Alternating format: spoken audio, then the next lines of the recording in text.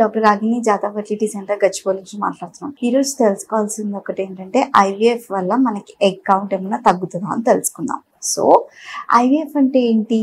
యూజువల్గా మీకు తెలిసినట్టే డే 2 నుంచి మనము హార్మోన్స్ చెక్ చేసుకొని ఎగ్ గ్రోత్ చేసుకొని ఒక వరకు సైజ్ మెచ్యూర్ వచ్చిన తర్వాత ఎగ్స్ అన్ని విత్డ్రా చేసుకుంటాం అన్నమాట. సో దీన్ని ఐవీఎఫ్ అంటాం. So what are we targeting it అంటే నార్మల్ గా ఒక cohort of eggs already start అవుతాయి అనమాట డే 2 నుంచి. వాటిలో నుంచి న్యాచురల్ గా ఒక ఎగ్ పెరుగుతుంది. కానీ ఐవీఎఫ్ లో మనం వాటిలో నుంచి 10 ఎగ్స్ పెంచుతాం అనమాట. సో ప్రాసెస్ ఏంటి అంటే ఈ ఎగ్స్ నార్మల్ గా డిటీరియరేట్ ఆర్ సమ్టైమ్ డిగ్రేడ్ అయినవి మనము పట్టుకొని అవి గ్రో చేసుకొని అన్నిటితో పాటు బయటికి తీస్తాం ఐవీఎఫ్ లో. సో ఈ ఐవీఎఫ్ చేసినా చేయకపోయినా ఈ సెట్ ఆఫ్ ఎగ్స్ మనకి ఏవైతే డే 2 కనిపిస్తాయో అవన్నీ fate of these eggs is to degenerate. అవి డీజనరేట్ అవ్వాల్సిందే. ఆ డీజనరేటెడ్ ఎగ్స్ మనం పట్టుకొని ఐవీఎఫ్ లో తీస్తాం. So there is no worry that ఈ ఐవీఎఫ్ వల్ల మనకి ఉన్న ఎగ్స్ అన్ని స్టిమ్యులేట్ చేసి తీస్తాం అన్నట్టు ఏం లేదు. ఆల్రెడీ ఒక ఎగ్ దాని fate of the egg is to either grow,